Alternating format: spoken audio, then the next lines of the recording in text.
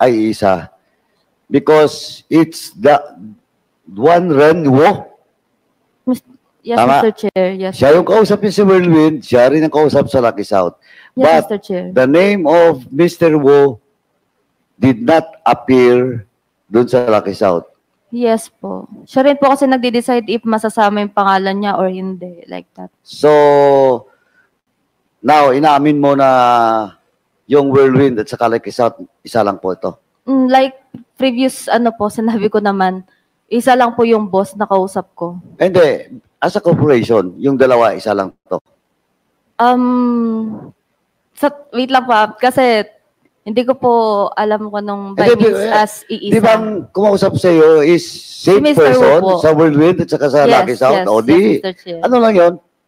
At the very least, siguro magkakonekta. Yes po. Okay? Safe siguro yun, safe. Yung Whirlwind po kasi parang as realty, then itong Lucky South as outsourcing. Pogo. Siguro po, ganun po. Sa Pogo. Like I said po, wala pong masyadong idea sa Pogo. Anyway.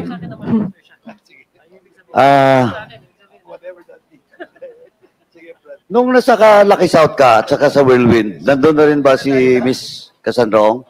Yes po. Although hindi ko po sure kung anong month. Sorry? Hindi ko po sure anong month siya dumating kasi matagal na po. So, mas nauna ka? Po?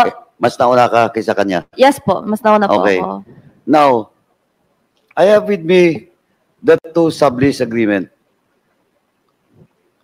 Natandaan mo ba to?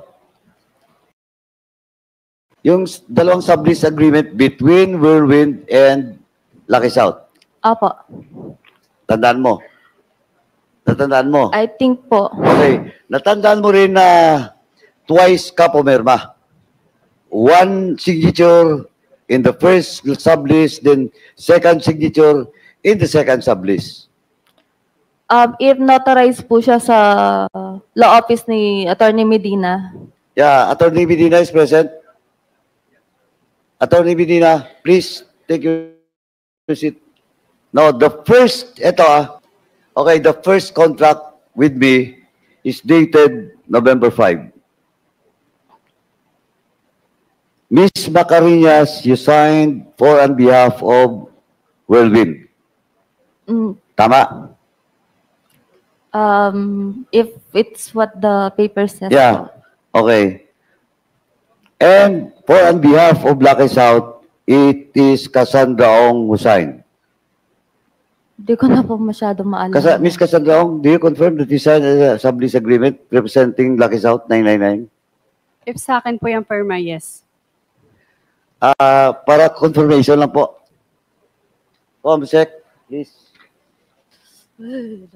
Mr. Chairman, we'll show the document to, just for confirmation. Okay, page. Legal.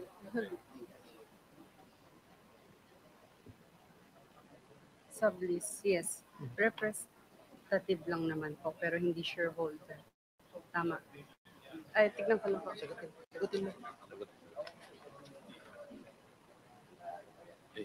Hindi ko na po babasahin. Yan po.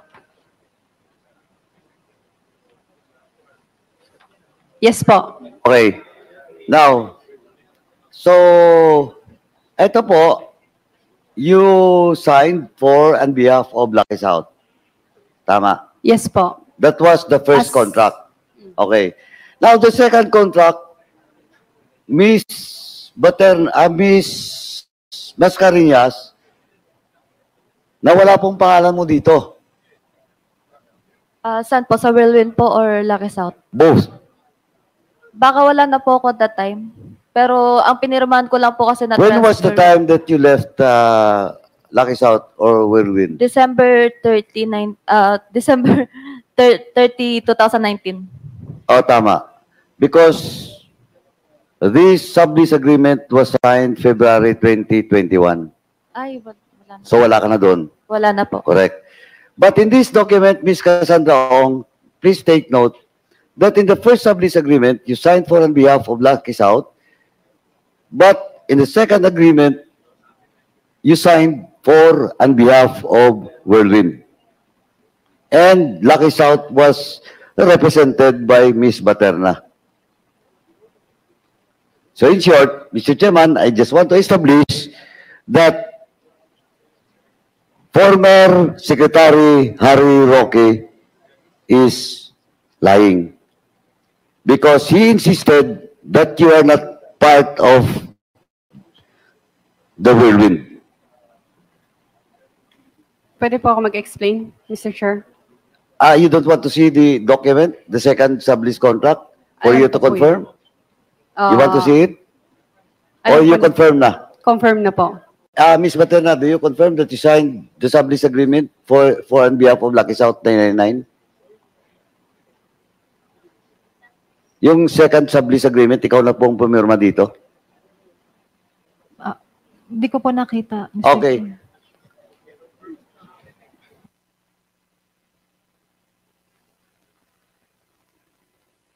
Mr. Chair, pwede po ako mag-explain regarding sa... At sandali po, ipa-confirm ko muna, okay. then Pasensya na po. the chair will let you explain.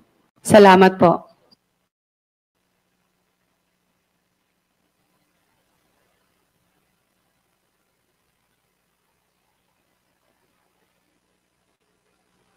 So, Ms. Baterna, you confirm? Yes po, Mr. Chair. Okay. Now, Ms. Kasiong, please. Pwede pa ulit po yung sinabi nyo kanina. Sorry. Pwede pa ulit po yung sinabi nyo kanina regarding kay... Ganito po kasi, Opo. the first sublease contract, you signed the sublease contract representing Lucky South 999. But in the second contract, you represent na the whirlwind. And the name of Mascarillas, dahil wala na nga siya doon, was signed by Baterna. Tama po yan, pero hindi po ako shareholder ng Lucky South. No, but you represent. Yes But you po. confirm. Yes. Di ba? What I'm saying is, ganito po, Miss Kasiong, Miss Ong, kasi it only proved that whirlwind and Lucky South is one and the same. Kasi po, dito sa first sublease, you signed for on behalf of the Lucky South 999. And then in the second sublease, you signed for on behalf of whirlwind.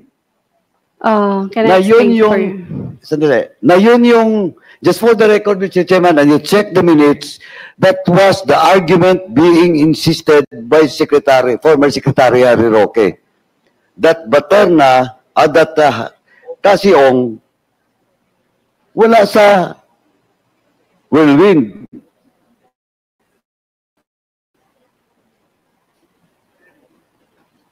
Yes, Kasiong, do you want to explain? Yes po. So in short, Regarding the two company po, can I explain it po? go. Okay lang po. Kung hindi po, regarding sa two company po, Lucky South noon is sa amin po. And Whirlwind. But nauna po i-registered ang Lucky South. Tapos sumunod ang Whirlwind po.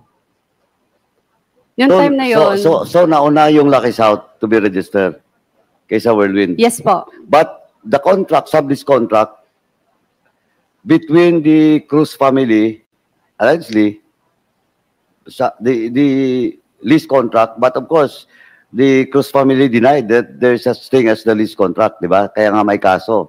Tama?